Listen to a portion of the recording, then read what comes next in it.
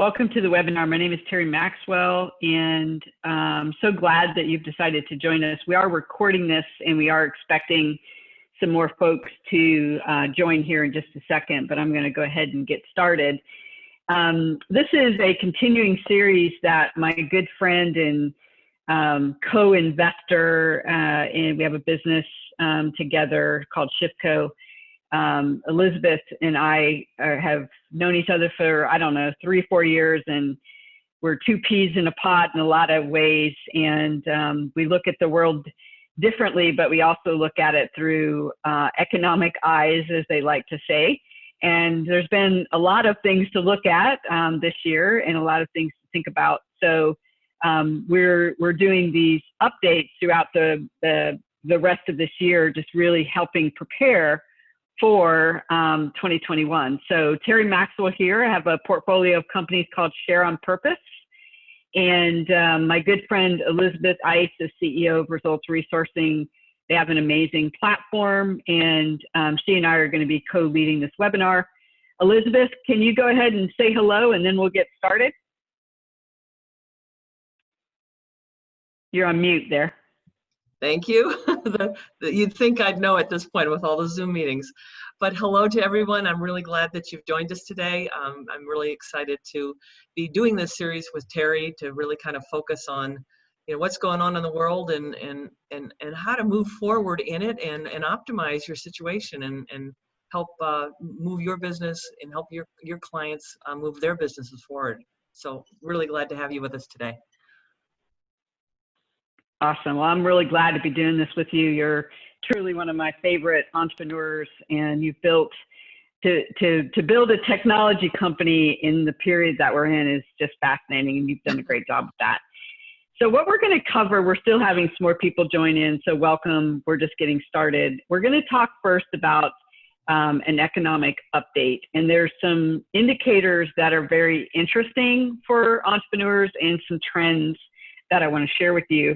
And then Elizabeth is going to talk through an innovation model that is really effective for making pivots in a period like what we're in. So she's going to share that with you.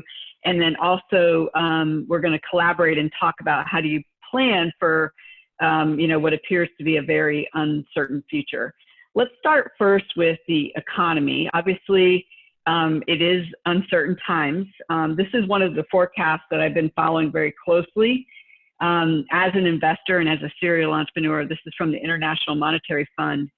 And they've got some interesting projections, but if you really read the full report, what they're really saying is it's all about 2021. Like right off this year, it is what it is, and let's look to next year. As you drill down a little differently, one of the most fascinating things about 2021 is they're expecting and forecasting a rapid recovery, but we're not going to make up all of the ground. And I want to talk specifically about that as we go a little deeper into the numbers. And they're also projecting that advanced economies, such as the United States and North America, are going to be a little bit slower to recover than some of the emerging markets. And that's a really important thing to understand if you're global. And certainly if you're doing any investing at all, that is an important metric. The other piece, this is a fascinating study from OECD, and they basically compared what the original forecast for the year looked like. And this is going to play a little video, and then I'll show you the full graphic. They compared where we were supposed to be when this forecast was taken in Q3 of last year versus where are we now. So you're going to see the gray line that you're seeing on the screen is basically what the OECD anticipated back in November 2019. They really thought that it was going to be a good year. The pink line that you're seeing is basically the revised forecast based on COVID. So you can see a pretty significant drop. What's even more interesting is some of the variables that they're projecting in terms of the high and the low opportunities. So the light pink line that you're seeing on the screen is, and they update this about every month, is has a lot to do with the virus, interestingly enough. and we're seeing a spike right now. And they're anticipating that those markets that don't get that spike under control are going to actually struggle a little bit in 2021. However, if those markets do get the virus under control, so we're going to let this come through, then they're projecting that it could be a little bit better. So the virus definitely, in all of the financial projections, is having more of an impact than one might think. You would think that it's over, but depending on how countries respond, that's what will determine those two lines. So that's a pretty important thing. If you're a regional business, looking at how your region is responding to the virus. If you're a national business, looking at how people are responding within your borders. And then if you're global, paying attention to the global hotspots is key. Another thing that I look at when I'm thinking about both investing in businesses and when to press on the gas is really what the stock market's doing. Goldman Sachs said last month that they were thinking that there would be about an 18% tumble in September through December. That is certainly happening right now. And then they were expecting there to be recovery in 2021. However, most of the projections are basically showing that, you know, we're really going to see a significantly compressed forecast in terms of the stock market. There's a couple of things that obviously are risks both to the stock market and business. COVID, which we've already talked about. They haven't been able to get a financial support package put through, which, you know, is probably going to have some impact. They are now anticipating a lengthy reboot, meaning that it's going to take a while before businesses fully recover from this. And the reason why that's important in thinking about economic risks is 50% of all jobs are in small and medium-sized businesses, which have been disproportionately affected by COVID. And so that means 50% of all workers are going to have their personal financials impacted, which means they're not going to have the buying power that they would have. So that's a very important thing to watch, are the jobs numbers and how long it's going to take before the workforce stabilizes. And right now they're projecting that stabilization is going to be a lot longer than they projected. And when Elizabeth gives some of her numbers, she's going to talk about the freelance economy and what's happening there because of that lengthy reboot. So that's an important metric. Another thing that I watch very closely are what are called loan loss reserves. This is basically, you know, the debt ceilings that we have in the government and the debt ceilings on most businesses. They're at extremely unhealthy levels, and the credit risk that we're potentially could be experiencing in multiple governments, not just the United States, and in businesses is getting more and more scary. So that's a really important one that we're watching very closely. Dividends, when dividends are slashed, that means people have less purchasing power. So that's obviously happening this year. Obviously, the 2020 US election is certainly a market risk of epic proportion. And then the international tensions, it's like we've got, you know, issues on all fronts. So that's the negative side. On the positive side, there's a couple of interesting things that I'm looking at. And I'm looking at this more from an economist point of view. One of the most impactful things that happened to me when I got my MBA was really studying under a conscious capitalist economist. And so she looked at the world very, very differently. And she really looked at, I think, not just like the economic GDP numbers, but also the health of various populations and the consciousness of businesses. And there's some interesting things that she said in one of her reports that I really liked. Number one is this is a study that was done on how much businesses were affected by COVID, and over 70% of businesses reported a negative effect. So that on the surface seems negative, but the positives that are hidden underneath this are, one, the weak businesses are going to drop out. And there is a very large percentage of businesses that are known as zombie companies. In the United States, it's about 8 to 9%. And a zombie company does not have the cash to basically cover their operating expenses, and they've been living off of debt. And again, in the US, this is 8 to 9% of all companies are technically classified as a zombie company, where they're not earning enough profit to cover their debt and operating liabilities. That's a big deal, because there's no way those guys can survive. So the number of businesses that will be going out of business from this will be higher than probably anything we've ever seen, but it's going to be high because of these zombie companies and the fact that the weak are really going to drop out. There's just no way they're going to be able to survive, because debt financing, which they've lived off of, is not going to be available to them. The second thing that this economist shared in her market update, which I loved, is that there's an inherent drive in most small companies who care about what they're doing, where they just refuse to quit. And I've seen this in my customer base. Many of the customers that we serve actually grew in the last 6 months because of this flat out refusal to quit, this find a way mentality. And this professor that I follow, who has this kind of conscious capitalist economic viewpoint, basically pointed to this as a real driver of opportunity. If you service small businesses, you're really looking for a psychographic of the ones that refuse to quit.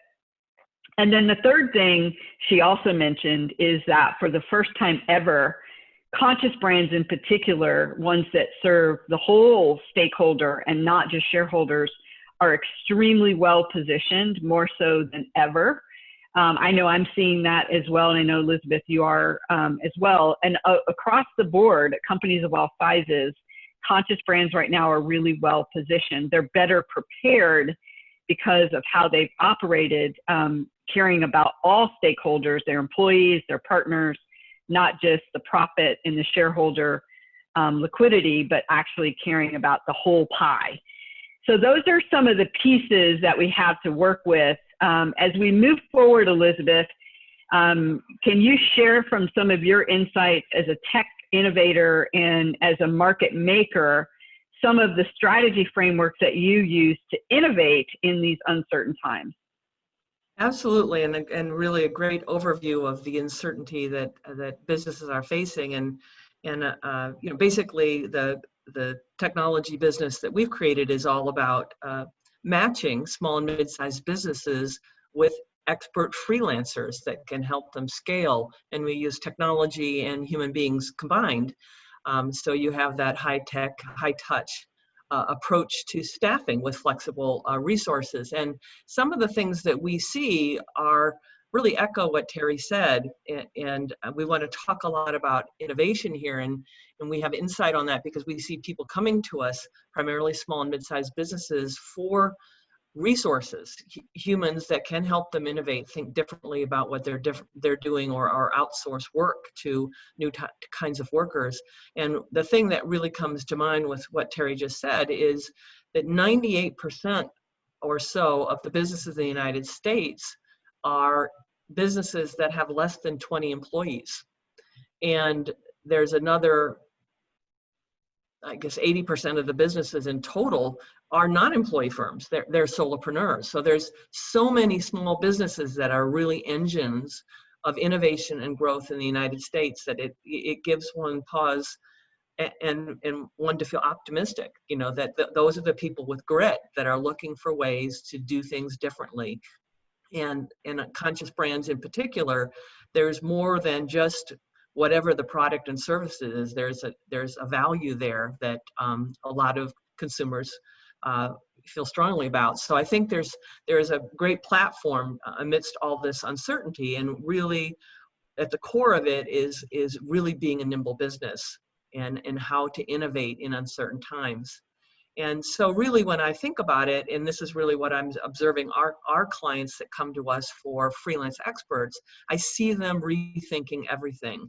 and questioning their assumptions and looking for new ways to do things to make sure they survive today and they have their eye on 21. How do they set their businesses up for success? So really, it's the opportunity to rethink everything from, how you grow.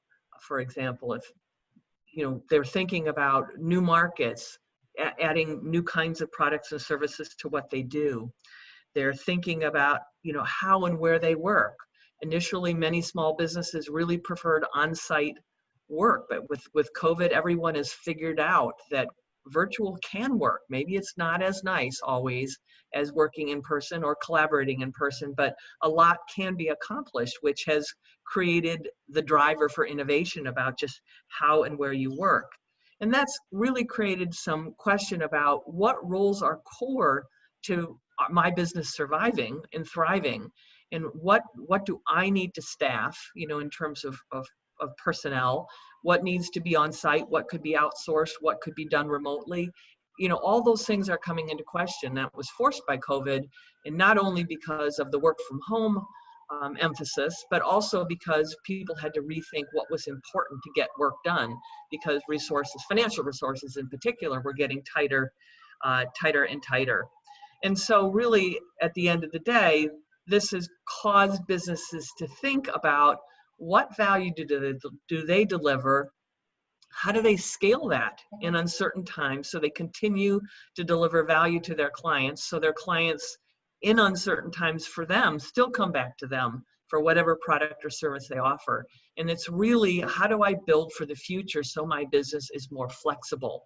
Because of all the things that Terri talked about in the beginning, a lot of those things aren't going to go away next year. It's not going to become a new normal, quote unquote, and that's going to be certain. It's not. And I think that that's really created this emphasis on how do I build a nimble approach to my business so I survive and I thrive. And so the next slide really talks a little bit about rethinking everything in terms of innovation. And I found this particular picture, and I know you can't see it all in great detail, and you can either take a snapshot of it or actually get the link there below and look at it in more detail yourself. But the point of this wheel is innovation in many people's minds is creating something new, inventing something new. I mean, I did invent something new. I invented the results resourcing technology platform and service. That certainly is an innovation. But you don't have to do that to innovate your business. There are so many ways that you can innovate your business around, your profit model, the network that you deliver your services through, how you structure your business, the service yourself, finding business partners, the channels you deliver your services through, perhaps innovation to your brand, the customer experience. All those things are areas ripe for innovation and rethinking everything. And so I think this wheel is really just kind of an inspiration that it's a circular process. It's not something that should stop, and one kind of innovation can lead to another. And it's really rethinking all the aspects of your business, because there may be things that you took for granted that weren't open for innovation that frankly are. And rethinking things really will create opportunities. And I think sometimes whether it's an economic driver, a COVID driver, or something else, when we get stuck, instead of thinking of it a roadblock, think of it perhaps as, it's a stop sign, that maybe it's an opportunity for me to re-examine, think about how I might do something differently. So I'd encourage all of you to, copy the link down and take a look at this a little more in depth. And in fact, the next slide is linked to this innovation wheel, where they take the 10 types down on the left-hand side and the profit model network, etc. And they describe what kinds of innovations you could make, if you consider each of those. And frankly, a good discipline is thinking through each one of these. Think of your business in terms of each one of these innovation types, and asking yourself some questions about how might you rethink what you do to do something differently. And so I think it's just a useful exercise to get a little bit more in depth. And you can obviously click, onto that wheel to look more in depth about what innovations are available. And then also in the same article that you click on, if you look at the Wheel of Innovation, there's a listing by Dobbin.com where they actually take each of these 10 and they've brainstormed, in some cases under profit model, there might be 30 different items that they've actually thought about. Here's an example of how you could make money differently or add to your income stream. And some of the solutions, frankly, are for more enterprise clients, but there are many, many good ideas that will get you thinking in maybe new ways you hadn't thought about innovating your business. So I'll pause there, but I've continued to find, this innovation wheel is really something ripe, for me. I use it myself to think through, what am I doing and how could I do things more nimbly, better, so I can deliver more value, to the market. Yeah, and I use it too. About twice a year, I'll do exercises like this, and this is the best model that I've ever seen, and I appreciate you introducing it to me. And the other thing that I always encourage entrepreneurs to do in periods of change is to look at the change from the eye of opportunity. Small businesses have giant opportunities right now to outperform larger competitors and to distinguish themselves as market leaders in these times of chaos and change by simply thinking about, one, who am I called to serve? Who's my buyer? Two, what do they need from me right now? And if we make decisions from that vantage point of how can I better serve my customer, how can I modify my model to make it easier to do business with, how can I improve the quality of my product or service so my customer is more happy? If you look at it from that standpoint, not only will you survive these uncertain times, but you'll thrive. Yep. So that really takes us into the next part of what we want to talk about is, how do you plan? How do you move your business forward in an uncertain future?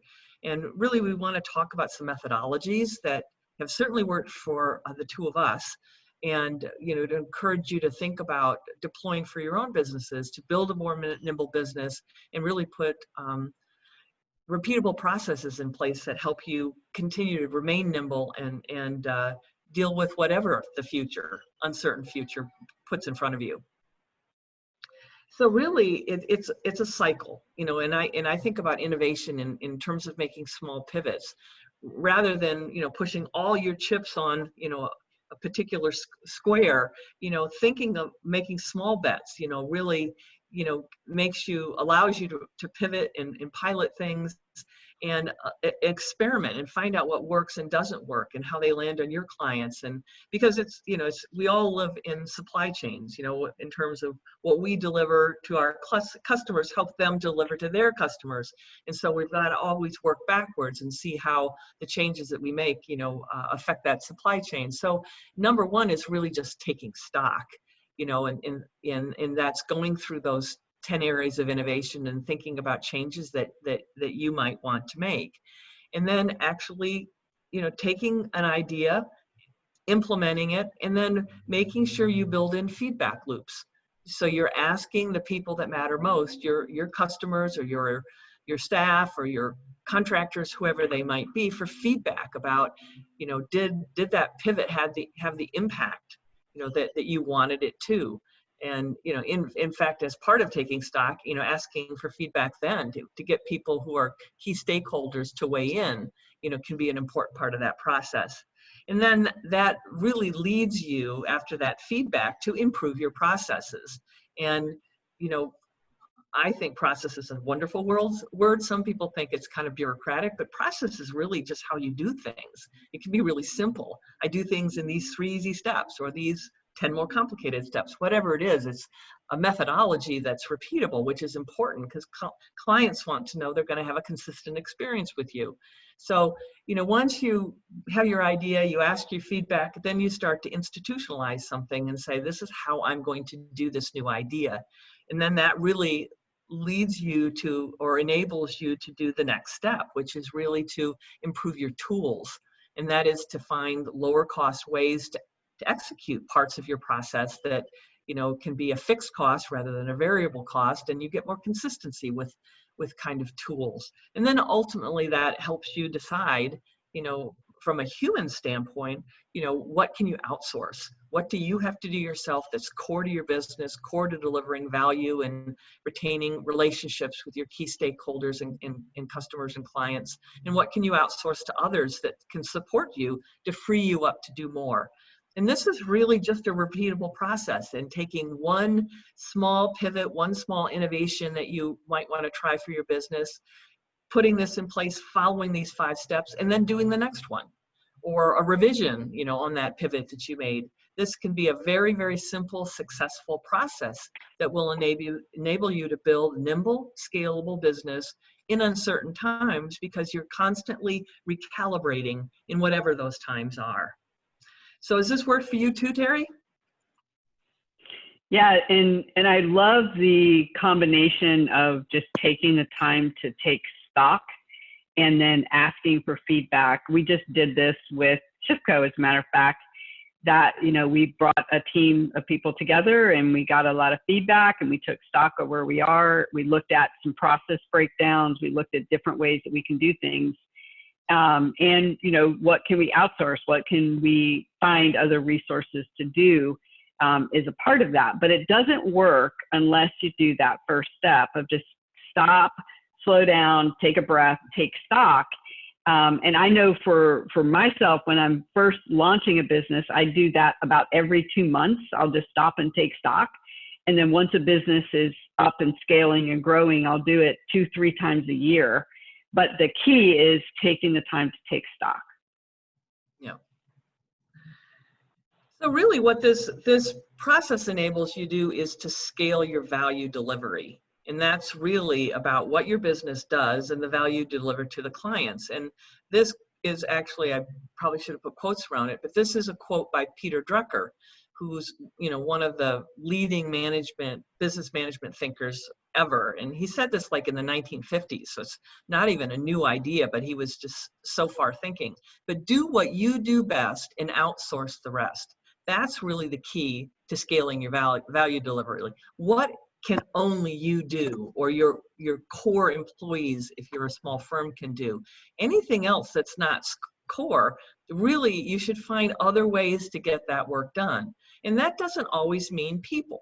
So I talk a lot about start with process, then think about tools, and then think about people. And the reason for that is because if you haven't thought about process and tools, you're probably going to outsource work to people that doesn't need to be a high cost human resource to do that work. So the next couple slides just talk about what this can look like. And it's really, to be a nimble business, it's shifting to a no or a low cost structure. And so some repeatable processes, you know, they're very simple. You don't need to create process manuals and make it bigger than it is. It's just, what's your customer experience? What can a customer expect in interacting with you or your customer support team, whatever it might be? And just knowing what that customer experience is and making it as good and simple and as valuable as possible.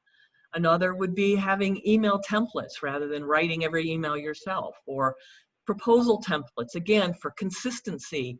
Clients, you know, that get proposals from you, they see them in the same way. So, and they're easier to write.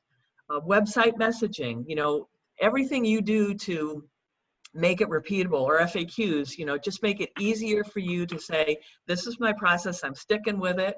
And then frankly, you can also test, going back to the getting feedback, here's the process, is this how it's getting done? Is it working or not? So these would just be examples, you know, of how to make very simple stakes in the ground around process about how you deliver your value, so you can actually get feedback and make changes and have more work get done because you've systemized your process with these kinds of examples. They're just examples. There are many, but those were a few. And then once you've thought about process this way, then frankly, you can think about tools, because some people pick tools first and then they have to retrofit their processes to fit the tools. But really, it's the process that comes first about your delivering value. Then you figure out what CRM you want to have and what fields you want in your CRM to track. And then you can figure out ways like Zoom or GoToMeeting or Google Hangouts or Slack channels, whatever might work. Those are all online collaboration tools that should fit your process. You could also adopt scheduling and calendaring tools that work for your clients or whatever cohorts that you work with. Then you can think about things like email marketing automation, how you reach those people with your consistent messaging.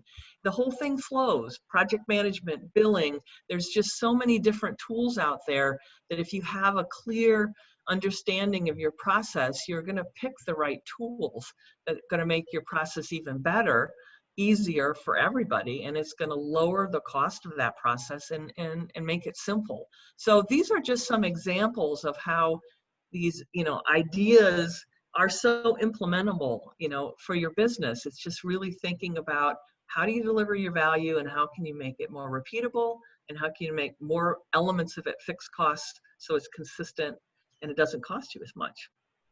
Terri, any thoughts on this? Yeah, I love the do the process first and then the tools. We had a lot of debates, as you recall, with the investor group on SIFCO, of that we waited so long to choose the technology platform because we were trying to figure out the process. And it was, folks wanted to jump to finding the technology when we didn't have the process figured out. And you and I think, really aligned on that, where we just held to our guns and said, no, we've got to really work through the process. And then you layer the tool and the technology on top of that. So I highly agree with that. Yeah, it makes technology more intuitive to your business, if you do it that way too.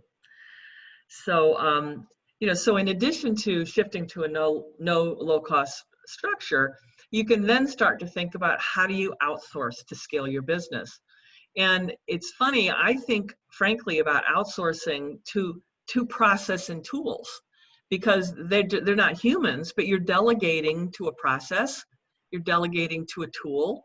So humans don't have to do work that a machine, for example, can, or they don't do extra work because they follow a process instead of adding extra steps to things. So I actually think of process and tools as a form of delegation. But you do want to also outsource to scale to people. And I think that, there's kind of two kinds of people that are core to your team, and then people that are specialists that you can bring into your team. And actually, before I talk a little bit about these two slides, or two elements of the slides, I want to just talk to an article that literally I read yesterday, a study that was done of mid-size and larger businesses by, a very significant market research firm, and the leading article about what will work look like in 2035. It basically started out by saying traditional employees will be rare, and they went on to say that the majority of high-value specialist workers will be on-demand and freelance workers. And so while the instinct, particularly for small and mid-sized businesses, has been to hire people because it feels more certain, it feels more that you have control. It's very high cost, and you have to manage those people, and you have to make sure that every hour you've hired them for is filled. And so I think it's a really interesting notion that, we're moving to a model of work. It's acquiring, it's accessing talent, not acquiring it and hiring it. And so I think we're moving to a real shift that's accelerated by COVID and the fact that so much more work is work from home and remote. It doesn't have to be on site. And so how do you think about that? And how do you think about using that in your business? Well, one of the first things is to think of what are the really low return on investment tasks. Obviously, there's lots of administrative work that needs to happen for any business, but it doesn't have to be done by you or by your core staff that should be focused on delivering value to your clients. And so these are just examples of, frankly, contract or freelance, workers, that there are people that love to be virtual admins. They love to support businesses and take the drudge work off that person to free them up to do more of what the business owner loves to do, that is really the hallmark of the value they deliver to their clients. Social media, that's another one. frankly, that takes a lot of time to continually be posting on social media, to manage responses, to like, and do all the things that really make social media count for something for your business. There's people that specialize in that and that love to do it and do it full time. People who can manage your CRM system, make sure your data's up to date and do that data entry for you. People that love to do that. Copywriters. There's copywriters that are available that have expertise in mental health, in finance, in budgeting, whatever, wellness, whatever business you're is, there's somebody that's great at writing about it. And if you're like me, that I don't like to write, I mean, I'm not a bad writer, but I like to do it. Somebody else can do that for me, and then I can edit what they write. So that's a high value, but it's low return on investment work for me. Sales and customer support, accounting and bookkeeping people. And frankly, those are people that love doing that work and can add an element of value to it because of their enthusiasm for doing that work, instead of the business owner or a core staff that would view some of these tasks as, oh, I've got to get this done so I can get on to the stuff that matters. These kinds of work done by people who love to do that kind of work can actually be a value add for your business. And in contrast, there's also some very high impact skill work that you probably don't want to hire somebody full time for your business, but you can get a really highly skilled person that can inject great expertise and perspective into your business. And these are just some examples that I see people hiring, many, many times, where that people that have businesses around process consultant development or market research or SEO, they're expert at this. And they also represent multiple companies, so they can bring multiple perspectives to the table to your business. That really, these kinds of examples would be great people to bring on to outsource, for less than full time and get really, really high value with, other business owners that do this for a living that can really add value to your business. And so really outsourcing to scale is to thinking about those lower ROI tasks that nobody wants to do and turning them into something valuable for your business by delegating them to somebody that loves to do them. And then bringing in people that can really add value, but you don't need them full time. Those are just great ways to think about doing more and freeing yourself up to do what you do best. So that really— And as you encapsulate that, Elizabeth, and you think of just the uncertainty that I talked about in the economic update, I mean, there's a lot of variables. One of the questions that's already come in is, how confident am I in those economic forecasts? And I'll come back to the questions in a minute. And if you do have questions, please be sure to send them to me. But when you think about those strategies that you just discussed to innovate in times of uncertainty, as somebody comes up with the innovation ideas, how do you actually plan for an uncertain future? Well, I think it goes back to that same cycle. I mean, it's at the core is, what is your value proposition? What is it? What is it that you love to do? What's your purpose? What's satisfying? What do you love getting up to do every day? And that needs to be core, because that you're going to get energy from that. If you don't love what you do, it's going to be really hard in an uncertain future to innovate and generate the energy that's necessary to survive and thrive in uncertain times. So I think that's core. And once you decide, what that core value delivery is, I think it's that taking stock again. But this time it's a bit of taking stock of what is core to your business and what's not core, and what do you love to do and what do you not love to do. I mean, and actually there may be some things that are really important to your business, but you just don't really like to do them, or you're not good at doing them. So that's a perfect thing to delegate to a staff person, or to find that contractor to come in and help you build the processes that you don't like to build, whatever it might be. Though it's really applying the same 5-step process to thinking through your business and what can you do that is going to be universal no matter what the times are, and then what are the things that you're going to have to wrestle down because they're they're uncertain factors that affect your business.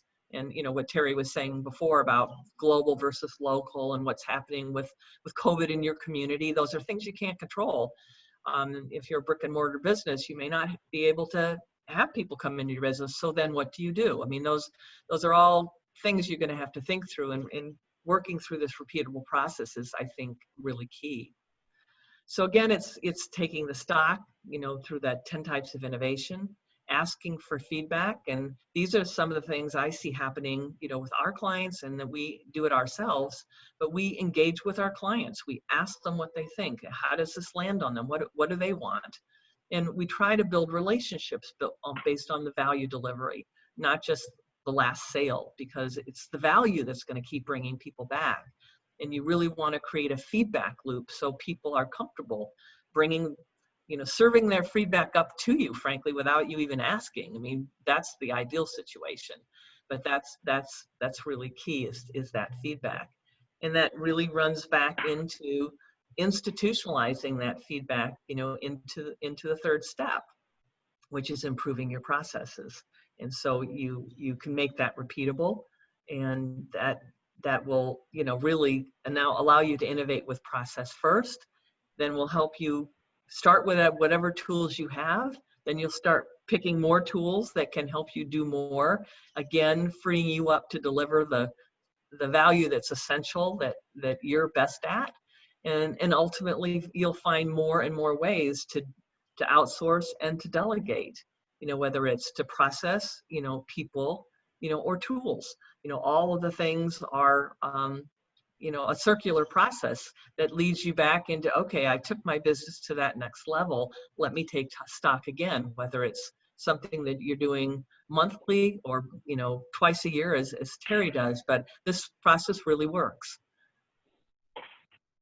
Yeah, and I want to second that. Planning the time to take stock and planning the time when you're going to ask for feedback. It's better to take stock first and then ask for feedback. Otherwise, you're getting feedback out of context, and you really need the container to hold that feedback so that you can operationalize those fixes. And as we put this in practice, I know, Elizabeth, you and I are a lot alike, and we lead very similarly. Like, these are disciplines for us. Like, we don't just do this during COVID. We actually have built this in to our overall business foundation. Is that a fair assessment? Oh, absolutely. And, it's, as a tech entrepreneur, I mean, you have to. If you're going to invest in technology, you're systemizing your process through technology, and it's expensive. And so you got to be pretty clear on what that process is, if you're going to take that next step to automate something. So it's fundamental to what we do. But we find that, we use a lot of surveys, to ask our clients, what talent do you need for us to go find for you? And we do that through surveys, and we're constantly tinkering with those surveys to make sure we ask better questions to make it easier, for clients to tell us what they need. And that's just would be a simple example. And we've made those survey forms easily modifiable, so we can change them easily. So it's like, that's just a simple example of, that's a form of asking for feedback, but we've made them really easy to modify. So, so we don't have to spend a lot of development time changing those surveys. So that's just one simple example that works for us. And another thing I want to pinpoint is the small pivots. Like, one of the things as entrepreneurs that is our Achilles heel is we're very good at making things happen, but that can also get us into trouble, because when we get impatient, we want to change too much, and we want to change it too quickly. And then you can't really assess what's working. So I strongly, and had to train myself, this is me earning from my mistakes, not just learning from my mistakes. I had to train myself to take more small, focused pivots so that I can isolate things as I'm changing them, and then move to the next thing after I've fixed the thing that I just fixed, and new things break or new things are revealed to me. So the taking stock and asking for feedback and improving the process, doing those in small bite-sized chunks, is a really effective way to approach it. Absolutely. Well, let's take a couple of questions, Elizabeth. We got a little bit of time left. One of the questions that I always get asked when I do this is how confident am I in those economic forecasts? Well, for the first time ever, I would say I am 0% confident. What I do know to be true, I've never said that. I've always said I'm 50% confident, 70% confident, because I love studying economic intertwined aspects of business. I'm 0% confident. And here's why. What I do believe will occur is that 2021 will be a rebuilding year. What I don't know is how dramatically different it will be because of those factors of uncertainty. And, you know, literally my CFO and life partner and I were just talking about this today. And I said, you know, the only way to move through this period is you've got to look at the long game. And you can't, you know, say, is this one change going to cause me to hit my profit goals? You can't look at it like that right now. You basically have to say, is this one change going to be better for my customers? Is this one change going to be better for my employees or contractors? You've got to really look at the long game of the value equation. Is this one change going to make the world better in some way? And set the business fundamentals aside right now, because there's too much out of our control. Nobody could have predicted COVID. Nobody could have predicted each country's and each state's. Here in Texas, you know, our cases are out of control. And yesterday was one of the highest days that we've had since the beginning of COVID in the county that I'm in. Nobody can predict those things. So they're worrying too much about that versus taking a step back and taking the long game and really looking for what you can control and what you can impact is paramount. So I'm 0% confident in those economic forecasts. What I do know is we're in a period of massive uncertainty. And I also know that that creates a huge opportunity for entrepreneurs who are doing business differently to capitalize on the uncertainty. And I know, Elizabeth, you feel that way, and I feel that way as well. So 0% confidence, but the uncertainty creates massive opportunities. Yeah, I agree with that. And one of the things I try to do is, you know, especially in these crazy times, it's hard to know what the facts are. And so I try to like read about economic indicators and markets and what's happening in the world from as many different sources as possible. So I kind of can triangulate on a feel for things as opposed to a fact maybe. And so, you know, at the end of the day, you can't predict, but you can get a feel for the way things are moving, you know, like the shift from regular employment to more freelance labor. That's corroborated by so many things that you can read about and see in the work from home situation. And I think those are just all opportunities for people to think about, okay, how can I think about it in these terms to improve my business and deliver more value to my customers? Because that's what you really know the best. And you have those relationships. And I think you can just try to translate what you're seeing into how can you make the best of it to deliver more value to your clients. And just getting up every day and saying, who am I called to serve and what do they need from me right now? That some of the best innovations come from those types of questions, because there is a lot out of our control. And I think it's going to get worse as we move towards the crazy election season that we're in, at least in this country. I think it's going to get a lot worse, and we can't control that. So take the long game, get a lot of input, but really think, just go back to the basics. What do my customers need, and how can I serve them better than I've ever served them in the past? And allow that thread of service and conscious business to really be pulled. We've got time for a couple more questions. One of them, Elizabeth, this is for you, is do you think that the workforce will remain virtual in 2021? And what are some of the statistics on that? Okay, yeah, that's a great question. And yes, the workforce will remain virtual. A lot of that is driven by preferences of workers. In fact, I've seen a number of studies that basically say that, for work-life balance, if nothing else, people prefer some amount of working from home. And the studies are pretty consistent in the United States that most workers at best want to go back 2 to 3 days a week. And people do value actually going to the work site, but it's more for collaboration and social reasons, and that it does help innovation when people get together. But, there's just so many factors that, working from home, is cost effective, and more can get done than people ever imagined. So I think there's a lot of things that are going to drive, a certain amount of work from home for everyone. And larger companies are really studying ways that they can enable that, giving people more tools, better tools to do that. But I think, what happens in bigger companies trickles down. And I think smaller companies need to look at that as well. And I think one of the ways that smaller companies can really leverage this is through the freelance economy. There's more and more people that are shifting from traditional employment into freelancing.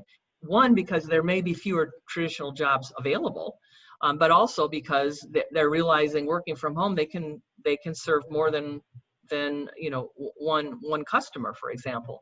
And so I think more people are looking at that, also as side hustles, even if they do have a full-time job. So I think smaller companies have options to hire great talent that may be virtual, which is, I think, also going to, have an impact on that shift as well. So yes, I definitely see a return to work, but I don't think it's ever going to go back to the way it was before. And that's true of Europe as well. The statistics are very similar. Yeah, and a follow-on question to that is, if I'm wanting to take my business online and expand my services to pick up some of those freelance opportunities, how do I go about doing that? Could you say that again? I didn't quite understand the If question. I'm looking to take some of my services online and pick up some of that freelance work opportunities, how do I do that? Which is a great question for you. That is a really good one. And I think the first thing I would say is that, it sounds like whoever's asking the question is a business already, which is really the starting point for a successful freelancing online career, because, you already are thinking about the services you're delivering to clients. And that's a little different from people that are leaving corporate America and saying, oh, I'm great at this, I'm going to go freelance. But if they've never really built a practice of delivering services to companies, it's a real shift, into a business owner mentality that it really demarcates the most successful freelancers. And so what I would suggest is they're literally, the last count, something like 350 platforms for different kinds of work. And I'd encourage people to experiment. The biggies are platforms like Upwork and Fiverr. They're very industrial strength, generic kind of platforms, but you can really practice a lot and go on those platforms and type keywords in for whatever it is you do and see what other successful practitioners do, how they talk about themselves, how they market themselves on those platforms. Obviously, Results Resourcing is a platform as well, and we welcome people to sign up on our platform, but we're a talent curation platform, and so the way freelancers get work through our platform is really rising on merit to get the attention of our recruiters that match freelance talent with the needs of our clients. So our model's a little different, but we're also a distribution channel for people that want to freelance their services as well.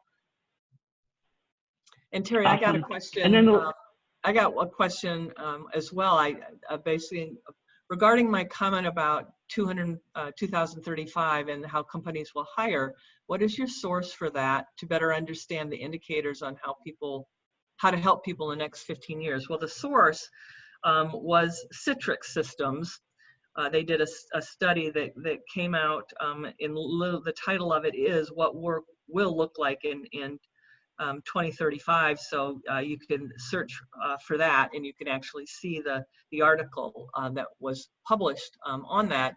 But basically, I think that in terms of helping people in the next 15 years, I'm going to build upon the comment I just made in answering the previous question, which is I think that particularly if you're been an employee in corporate America, shifting to more entrepreneurial thinking about your career is crucial, because I think that employment is going to just continue to change, and traditional employment is going to be less and less reliable.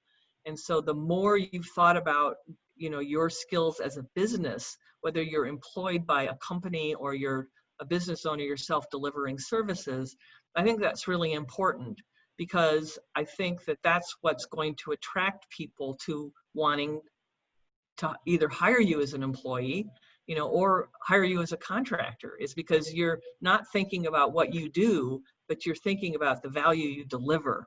And so people can see how you can help them advance their company, whether it's as an employer in traditional employment or as a contractor, you know, to many, you know, small and mid-sized businesses that want to hire freelance workers. So I hope I answered that question. If not, please message me and I will talk further. Or any other questions, Terri? No, not that we have any time for, but would invite everybody to connect with us on LinkedIn. And then Elizabeth, I understand you'll offer a free business innovation consult to help people as they really think about, you know, where to outsource to process tools and people. Absolutely. You know, please email me if you're interested in, you know, having a 30-minute conversation about this to take some of these ideas we talked about today and get you started. You know, it's you know, it's an exciting topic for us and something that really energizes me. If I can help you and Terri as well, we'd love to. Awesome. Well, thanks everybody. We'll send you a link to this recording so that you've got it. And then you'll also get invited when we do the next series, which will be early December.